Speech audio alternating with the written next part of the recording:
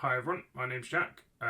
This is episode 18 of WAAC Weekly, the show where we look at Team Red Path news as well as World Eaters out in the world.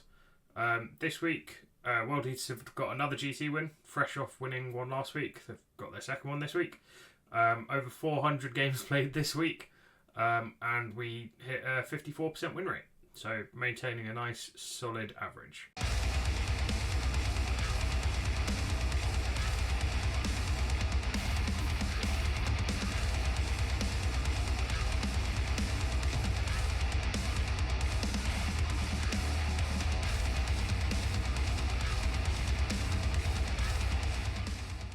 Welcome back to the show. So, as I mentioned, this is episode 18. We're doing pretty well still. A lot of games again this week. We had 408 from some 106 players. That was 46 GT performances and 60 RTTs. These 106 players got 6 event wins between them. So there were 4 RTTs, a 37 player sort of RTT plus down in Australia, and then a 60 player RTT up in Canada. In terms of the rankings, as of time of recording, Liam Worzik remains at the top of the leaderboard, again with Shoyla Quinn pushing hard. Neither of them went to an event this week, so half an ITT point separating them. Both have filled out their 4 events. In third, we've got Antonius Tolman, who had another strong showing this week. I think he came second at his event. Calvin Smith up in 4th, and Ryan Thompson in 5th. Lots of people sort of filling out their events. Not too many event wins. I think Antonius has maybe won one, but not too many event wins among the others, just filling out their events. Best way to get a high score early in the season. So, and straight on to Team Red Path news then. We had 2 members of the ITC team in action this week. So first up is Paul Bennett, who most people will know as Krieg in the Discord. He was at the Uprising GT. It was labelled as a GT in Australia, but it was a 4-round RTT plus. He went 60. He finished 16th of 37 with a strong 2-2 performance. His first game was a win, 93-86 against Althway, and he went down to a Tau armor heavy list. There were Sky Strike, the missile tanks, as well as all the hammerheads in the world, including Long Strike. He lost at 62-80. Game 3 was another weird Necron list. So Nihilak Necrons, but it was loads of the Ghost Arcs, so the transports, with loads of 10-man warrior squads and the Silent King. Fine. And then his final game was a win against Yunari, 88-86. So really strong performance, and we'll just take a quick look at his list. So Invocatus, no Warlord trait, big squad of Berserkers, 3 more little squads of Berserkers, 2 big squads of 8-bound, 2 squads of Exalted 8-bound, Dreadclaw, presumably with the 10-man in. In fact, I'm pretty sure it is 10-man. I think he confirmed in the Discord. 2 lots of 2 spawn, then Angron and his Warlord trait. It's a classic Angron list, right? It's good fun. There's a lot of 8-bound still to tear shit up when it gets there. Invocatus to buff them, and also help the small squads of Berserkers to get in. I think that was Paul's first event with the new book, so decent showing. I know he's keen to get a lot more in. From my understanding, he very much enjoyed the outing, so it'd be great to see him at events in future. Up next, I'm not gonna dwell on it too much because his ego doesn't need the boost. Dara was also in action this week, as some of you may know. I think I mentioned it in the last video. At the Absolute Supremacy Spring GT in Dublin, he finished 4th of 30. And he went 4-1. So obviously, massive congrats to Dara. Great. Now he's going to make me talk about this list, which, as you'll see, I didn't really want to do. I mentioned it last week that I did not want to talk about this list, and he's made me do it. So up first, a Lord on Juggernaut with a Berserker Glaive. Great. Double exploding, sometimes triple exploding 6s. Good memes.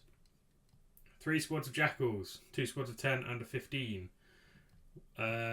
2 squads of 8 Berserkers, 2 squads of 5 Berserkers. Very on brand for Dara. Just weird numbers.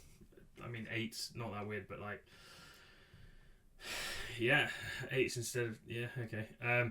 And then so 2 Leviathans with drills and grab fluxes with Volkite nipple guns. I mean, Dara just fucking loves Leviathans, and they apparently have done work for him. I know I meme about them being rubbish, but like their stat line's decent. They're a 2-up save. They're quite hard to kill, ish. The 2-up save mostly, and then the grab flux is decent into what is potentially developing into a marine. Well, it has developed into a marine meta. The drill, it's fine into vehicles. So then 2 spawn, 2 rhinos for the squads, 2 of the squads of berserkers, and then Angron. Yeah, I mean, Dara can correct me if I'm wrong, but the Leviathans and Angron provide quite a lot of stuff that you have to try and kill. And if most of them are left free to roam, or like any of the 3 of them are left free to roam, they'll do a fair amount of damage to your army. Obviously Angron more than the others. I know that one of his games he got Angron in turn 1 and just tied up an entire gun line. And the game was over very, very quickly. So going through his results then, so this first game was that. He went first against Tau, got into a Devilfish early and ended up killing it and then staying in combat with like 4 Croot Hounds or something that couldn't fall back, and then Angron just couldn't be shot, and then he just annihilated the rest of the army next turn. So he got a 90-22 win against Tau. Game 2 was an 82-60 win against GSC. By all accounts, the bikes got pre-game moved up, and that allowed Angron to springboard into his army, which,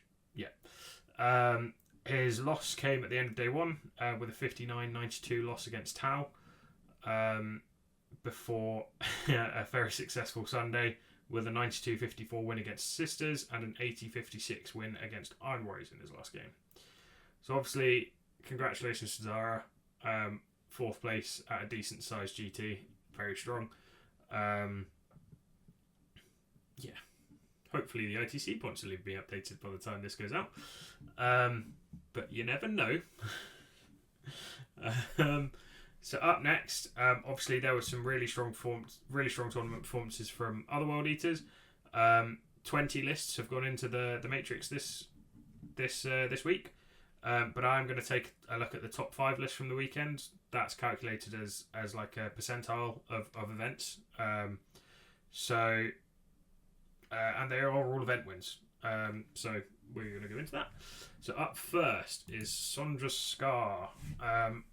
His list at the Gunerius Exterminatus Mark 7. A 16-player RTT. He went 3-0 and won the event. So up first, a bare bones Lord on Juggernaut, 1 squad of 10 berserk, 1 squad of 10 jackals, 2 squads of 10 berserk, 5 berserkers. Maths is hard apparently. 3 squads of 8 bound, 2 of 5 and a 3. 1 squad of exalted 8 bound, 2 spawn, Angron, a face cap bloodthirster with Argath, and 10 bloodletters. This is close to something I am. In fact, I think it was this list. Looking at this list that spurred me to order a bloodthirster. And now that I've realised that my tournament in a couple of weeks is on UKTC terrain, I am probably taking something similar to this. Although not as many 8-bound and more MSU, I think, is what I'm going to leave. And maybe a Land Raider, but we'll see where I land on that. Angron, Bloodthirster, the theory is sound, especially with all of those 8-bound running at you as well. It's a very aggro army, and if you don't kill any, if you don't manage to deal with all of it, then it's making your lines and will annihilate stuff. It's quite a small army, but it hits very, very hard into anything that it connects into. So, I hope you brought some guns, I guess. An event win at 16-player RTT. Good stuff. Up next, Tim Thompson at the Bugle Bash, another 24-player RTT this time. Again, a 3-0 with another event win. So this is Tim Thompson. Invocatus, no Warlord trait. Squad of 10 Jackals, squad of 10 Berserkers, 2 squads of 5 Berserkers, 2 squads of 3 8-bound, 2 squads of 3 exalted 8-bound, 2 spawn, Angron with the Red Angel, and then 2 brigands with worthy offerings. This is... Yeah, so it trades out... So there's one big hammer squad of berserkers, and then the other, which may come in from Strat Reserve. And then the other 2 squads presumably go in the Rhino, with the 8-bound... I guess it's cheap trade units. And then the brigands sitting back, trying to get extra blood tithe points. I know opinion is split on brigands versus executioners. I will go into it in a bit later, I guess, because otherwise I'll get sidetracked and we're going through results. So obviously a massive well done to Tim. Another event win. I believe Bugle Bat Reps is down in the southwest of the UK, down near Plymouth, I want to say, but I'm not sure. So up next, Josef Levy at the North Sea Slam. 25 player RTT, another 3-0, another event win. So Invocatus with his Warlord trait, a Lord on Juggernaut with the Berserker Glaive. 1, 2, 3, 4, 5, 25 Berserkers, 12 8-bound, 9 Exalted 8-bound, 3 Spawn, 2 Runners. This is basically the Vanilla list that's doing the rounds. I say it's the Vanilla list. He wrote something similar to this for his Goonhammer preview and has been iterating on it slowly and steadily since then. So yeah, anyone who keeps up with his Stat Check, which is the podcast that he's on weekly, will know that he's been iterating on, and this is kind of where he's landed. In fact, we might be able to do a side-by-side comparison, because in a sec I will be looking at one of his lists. But before we get to that, up next is Lachlan Rigg. So this was an RTT plus, so a 4-round event in Australia. 37 players. He went 4-0 and got an event win. So Invocatus with Warlord trait, Berserker Glaive, Lord on Juggernaut. 3 squads of 4 8-bound, 2 heavy chain glaives on the champions and 1 lacerators. 3 squads of 3 exalted 8-bound, 20 berserkers, 3 spawn, a rhino and a drill. Basically the same as the last list, just trades out 1 squad of berserkers for upgrading a rhino to a drill, and then the extra points are like upgrades places. So really strong performance. I believe this was the event that Paul was at, so good to see a drill out and about in the wild doing well again. I'm assuming 10 berserkers in the rhino, 10 berserkers in the drill, and then everything else just gets yeeted or deep struck. Really strong performance. The Uprising series is quite well attended generally, and tends to attract quite a lot of the top Australian players. So really well done to win an event of that caliber. Finally, we do have our other GT winning list, which is Anthony Vanella, who was at the All Is Dust GT 40k in Canada, a 60 player RTT.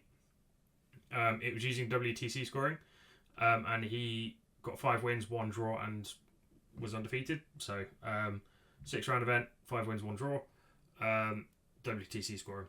So this list will look familiar. It's Invocatus with his Warlord trait, Berserker Glaive Juggernaut, 5 squads of 5 Berserkers, 3 squads of 4 8-bound, all with lacerators, 3 squads of 3 Exalted 8-bound, all with double chain fist, 3 spawn, 2 rhinos. That's pretty much a carbon copy of the one we saw a minute ago, right? So this list has done the rounds. Everyone should know what's in it now. It's spreading. The most recent episode of Stat Check actually that came out at the time of recording yesterday details a little bit in the Q&A section at the end his thought process between the list tweaks, which is really interesting, and I recommend checking it out. Having the second Lord in is to spread the +2 inch move buff. It makes mobility significantly better for the army and allows you to sort of trade into things. Thoughts on 4 versus 5? I believe he said something to the effect of if you need the 5th 8-bound, you're overcommitting your 8-bound. You should never need 5, except into very specific cases. Yeah, interesting to see that these lists are sort of... There is certainly a list that people are gravitating towards, but there's that by no means makes it the list. There are people doing very well with very different lists. So there's people doing very well with Angron lists is more my point. But I think the Invocatus list has been nailed down, and I think this is probably it, which is the sort of 5 squads of Berserkers, Juggernaut Lord with Glaive, Invocatus, so you've got 2 beatstick-ish characters, 12 8-bound, 9 Exalted 8-bound, 3 Spawn, and a couple of Rhinos. I think that probably is as close to the Invocatus list as we're getting. That, as I say, does not make it the World Eaters list, I don't think. I still think there is definitely play in other things, and it obviously depends on your local meta, your terrain, all of that good stuff. Yeah. So congratulations to Anthony Vanella as well. Very strong player. Good to see him repping a proper faction for a change. That is no shade at all. So up next, I've obviously chucked all this into my matrix just to see what the popular units are this week. So we've got 3-8. I've had to drop the denominations a little bit. Previously, the floor was 6 8-bound. Now it's 3. Most lists had, or almost all the lists had, at least 1 squad of 8-bound in. Yeah. So to note, there were also, I believe there were 2 Disciples lists. Yeah, 2 Disciples lists this week that did very well. And then, as I say, most stuff isn't shifting around too much. There's 1 squad of Exalted 8-bound in a lot more lists this week. Quite a few people are sort of leaving them at home, or have been leaving them at home. Minimum of 10 Berserkers, 2 squads, yep, all good. The 2 lists that don't have them are the 2 Disciples lists. 2 Spawn, again, the 2 lists that don't have them are the Disciples lists. And then we get into sort of 15 Berserkers, 8-bound, Invocatus. So for those keeping count, the Invocatus versus Angron debate was 11-8 this weekend. There was 1 list that ran neither. So, yeah. Everyone, you can make any build work. Angron or Invocatus are generally preferred at the moment, but there are some more out-of-the-box lists that are still doing well. I believe it was a Demon Allies list that had a... It was really weird. Well, it wasn't weird. I believe it had a Juggernaut character with the Ignore Invuln Warlord trait, and he was the Warlord, which is why that list had neither Invocatus, or I guess why that list had neither Invocatus nor Angron in it. Interesting to see Demon Allies popping up a bit more. So there were 4 lists out of 20 this time. A couple of Bloodthirster with face caps. Obviously, we saw 1 list. That is generally the ally configuration for Bloodthirsters with face caps, because you can't fit much else in unless you're a bit gamey with power level. So units of 4 8-bound or units of 6 Berserkers, which I have seen. They're just not that common, just because of how they fit into Rhinos and stuff like that. We had quite a few more. We had some more Knight Allies. There we go. 3 lists with Knight Allies. 2 Brigands and 1 with... one had Executioners in. Some knob was running Leviathan Dreadnoughts and made me add 2 extra lines to my matrix. But let's not go into that. Also, someone running a Lord of Skulls, which is great to see. In fact, I wonder if... I think there was I've definitely seen a list that had... I'm pretty sure it was this week, actually, that had a list that was Angron, a Face Cap Bloodthirster, a Lord of Skulls, and then not much else, that did very well. So, yeah, dreams don't have to be memes. They can just happen. You just need to play really well, I would imagine. Yeah, I'm working on, probably for episode 20, if I get time, I'll do a roundup of sort of where we are a couple of months into the codex, where we where lists seem to be settling. and see if I can generate a sort of like an average list based on that. But I'll have to work out the like logistics of that, and if it's gonna work and look at all useful. Up last, we've got the Great Game. Taking a look at the number of God-aligned Legion players for each god. I started it back when we didn't have a codex, just to see how much of an effect the codex would have.